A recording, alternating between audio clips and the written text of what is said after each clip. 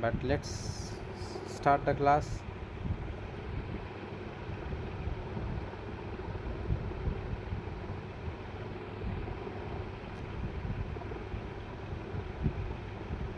Okay, Isha, just let me open.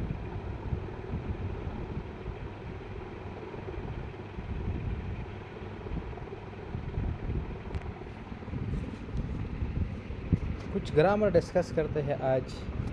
मैंने कुछ चीज़ें देखी हैं, I want to share with you.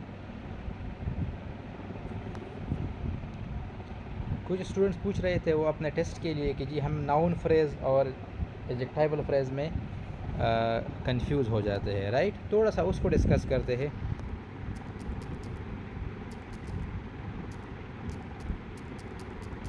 Noun phrase versus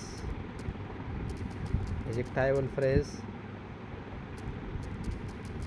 कि इनके दरमियान मेन डिफरेंस क्या है. अच्छा, तो हमने पढ़ा था कि नाउन फ्रेज़ जो है, नाउन फ्रेज़ ये नाउन का काम करता है. जो काम नाउन करता है वही काम एक नाउन फ्रेज़ करता है, राइट. फ़र्क सिर्फ ये है कि noun phrase is a group of words, right. Group of words जब वो काम करे जो नाउन करता है उसी को हम नाउन फ्रेज़ कहते हैं सिंपल वर्ड्स में. अच्छा, इसमें एक हेड होगा, वो नाउन होगा. It is always headed by a noun, और it can act as subject, object, complement etcetera. ये बतौर सब्जेक्ट भी काम करता है, ऑब्जेक्ट भी काम करता है, एज अ कम्प्लीमेंट भी काम करता है. तो किस तरह से वो हम डिस्कस करेंगे एग्जाम्पल्स में, ठीक है. तो आपने याद रखना है कि नाउन फ्रेज़ जो है ये वही काम करता है जो एक नाउन करता है, राइट. अच्छा, अगर हम इसको डिवाइड करें तो इसमें एक हेड होगा, और इसका जो हेड होगा वो हमेशा नाउन होगा या प्रोनाउन होगा.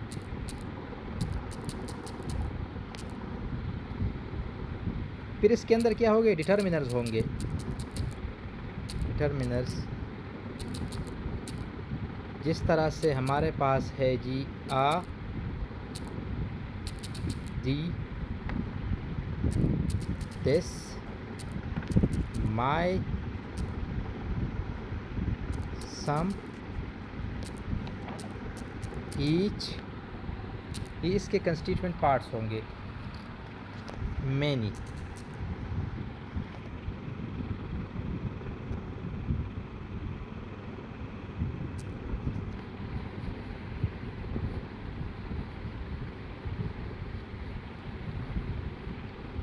इसमें अक्सर ये चीज़ें होगी, ठीक है.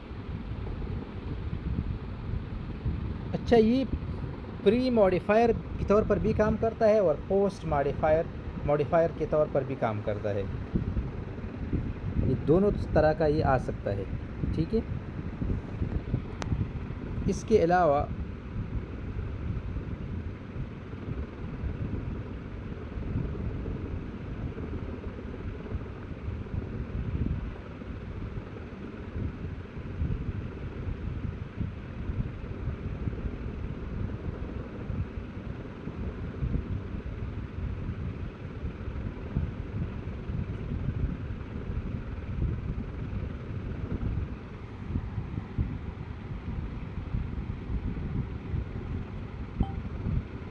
One minute.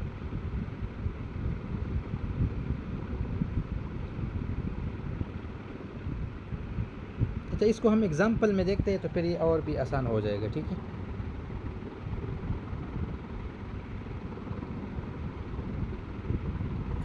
हाँ, अच्छा, इसमें एक ये बात भी रखे, हेडेड बाय अ नाउन. एक तो ये हो गया. दूसरा ये कि कैन एक्ट एज सब्जेक्ट. ये बतौर सब्जेक्ट भी काम कर सकता है, ऑब्जेक्ट भी काम कर सकता है, और बतौर कम्प्लीमेंट भी काम कर सकता है. क्या, noun phrase, right. For example बतौर सब्जेक्ट ये किस तरह काम करता है. तो मैं आपको दिखाता हूँ एग्ज़ाम्पल के अंदर। The tall boy in the corner answer the question. Aisha is asking for being allowed into the class.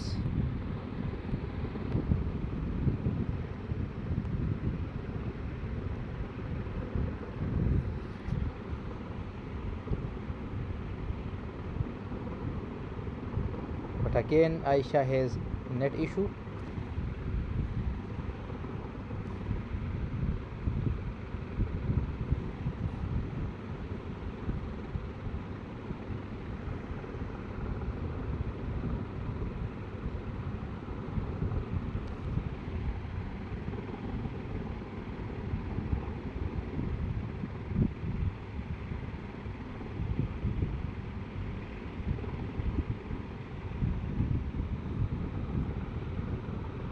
Just wait for Aisha. I don't know that whether Aisha is able to join or not. She is facing internet issues. Okay, let's continue our lecture.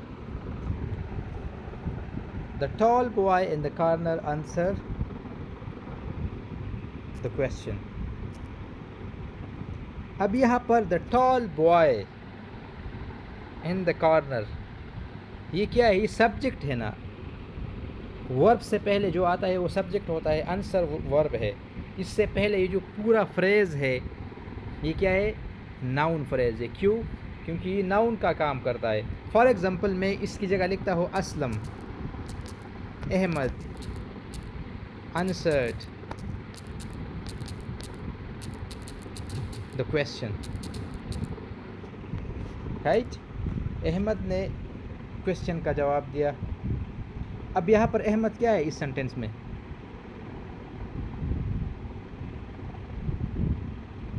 जी,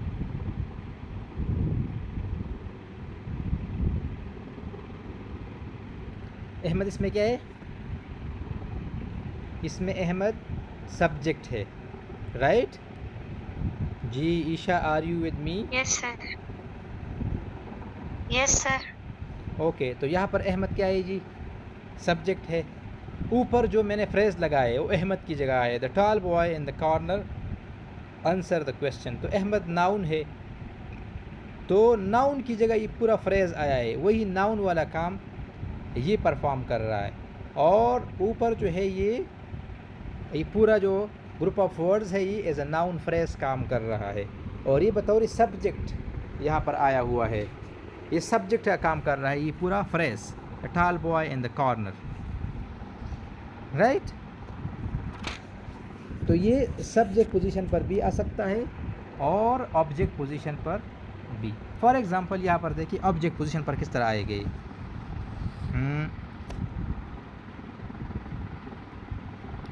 मैं लिखता हूँ I met my new English teacher yesterday. I met my new English teacher yesterday. अब यहाँ पर देखिए my new English teacher I met, for example मैं लिखता हूँ I met Ibrar yesterday.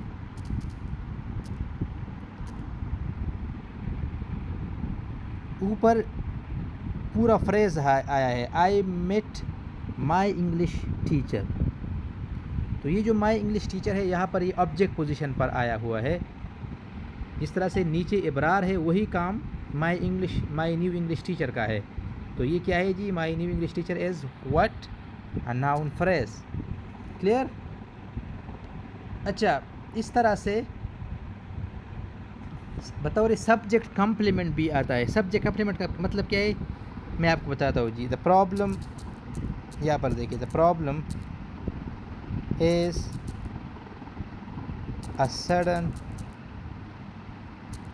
change in policy. The problem is a sudden change in policy. यहाँ पर the problem subject है, right? और a sudden change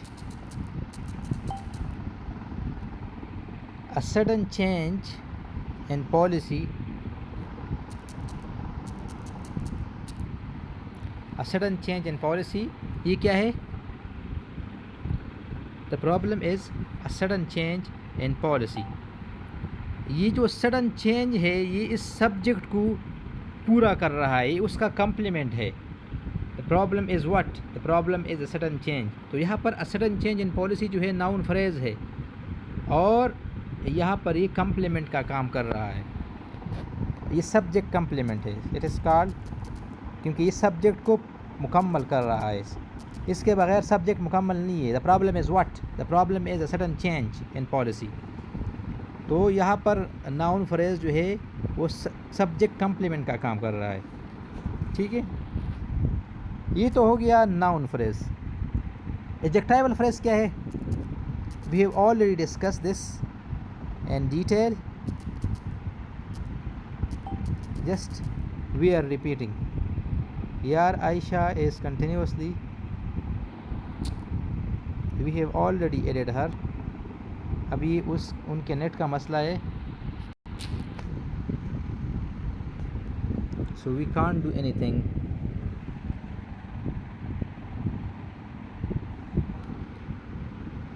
adjectival phrase क्या है जी? इसमें क्या होगा? It is headed by an adjective. इसका हेड वर्ड जो है वो एडजेक्टिव होगा और ये क्या करेगा? ये वही काम करेगा जो एडजेक्टिव का होता है. Like it will modify a noun, right? For example,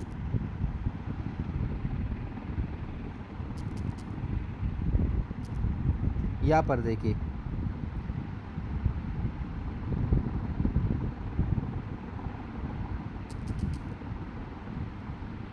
the child full of energy ran around the garden. Ji Isha, can you identify the phrase in this sentence? Which phrase is used?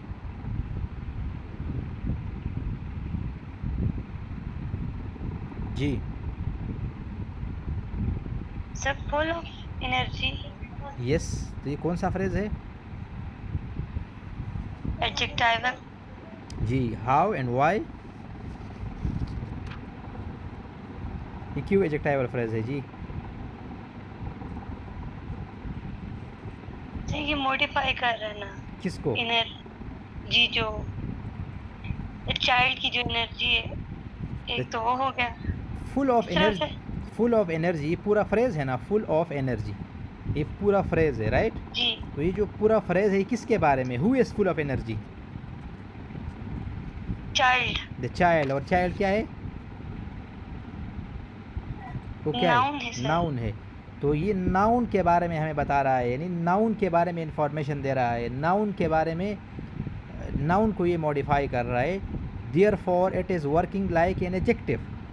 So this group of words, this phrase is here, it is working like adjectival phrase. So this is an adjective phrase. ठीक है ना? ये adjective phrase है. क्यों? क्योंकि ये adjective का काम कर रहा है, noun के बारे में information दे रहा है. child के बारे में, child noun है, तो जो भी हमें noun के बारे में information दे उसे हम adjectival phrase कहते हैं. ठीक है?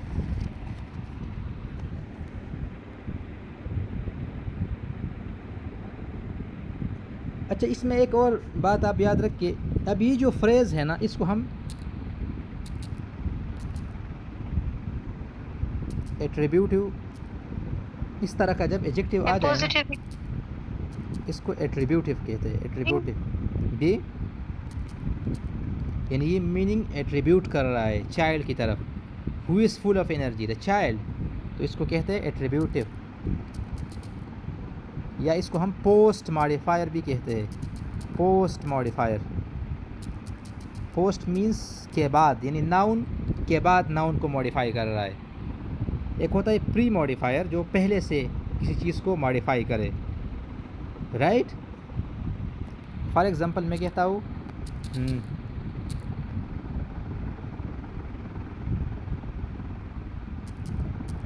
The red car. अब यहाँ पर रेड जो है, द रेड, ये मॉडिफाई कर रहा है कार को, लेकिन ये पहले आया है, इसलिए ये प्री मॉडिफायर है, ठीक है ना। पॉइंट समझ आ रहा है कि नहीं? द रेड कार से पहले आया है, इसलिए ये प्री मॉडिफायर है। पोस्ट मॉडिफायर में वो उसके बाद जो है उसको मॉडिफाई करता है, नाउन के बाद, ठीक है।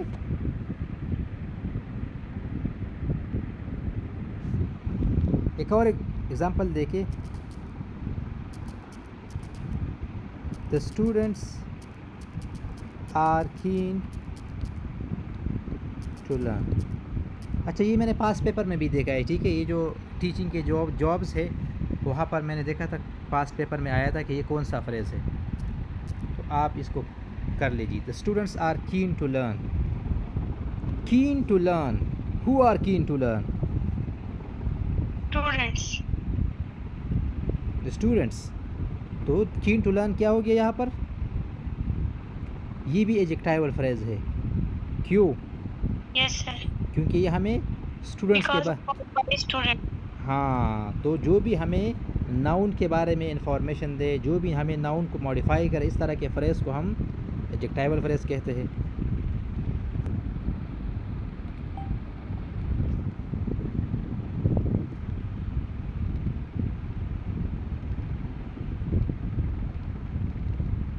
The lesson was too difficult to understand। हाँ जी, too difficult। The two lesson was, difficult to understand. ये yes, एडजेक्टिवल फ्रेज और लेसन को मॉडिफाई कर। yes, very good। तो यहाँ पर ये एडजेक्टिवल फ्रेज़ है। तो एक डिफरेंस क्लियर हो गया ना, नाउन फ्रेज़ का और एडजेक्टिवल फ्रेज़ का, यस। ठीक है। Yes sir. एक तो ये हो गया। एक और पूछता हूँ आपसे, आप इसको करें। We approved the new city project।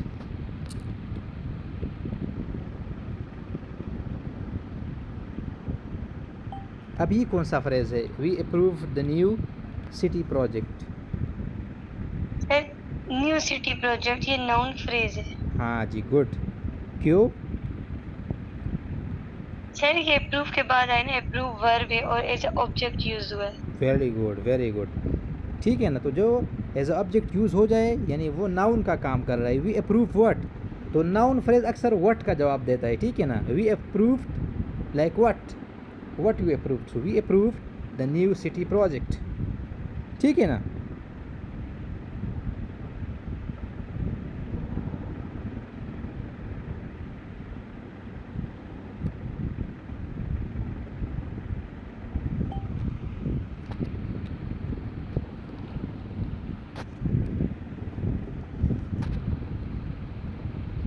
Plan is highly risky। अच्छा, इसमें क्या है? Plan is highly risky.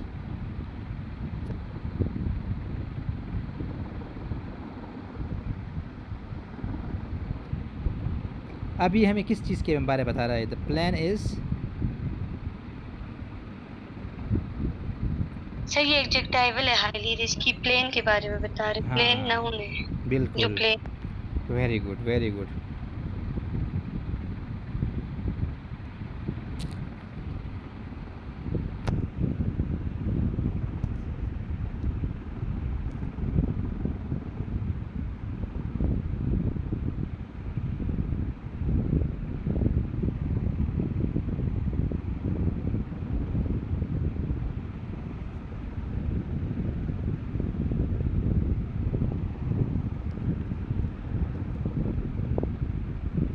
a solution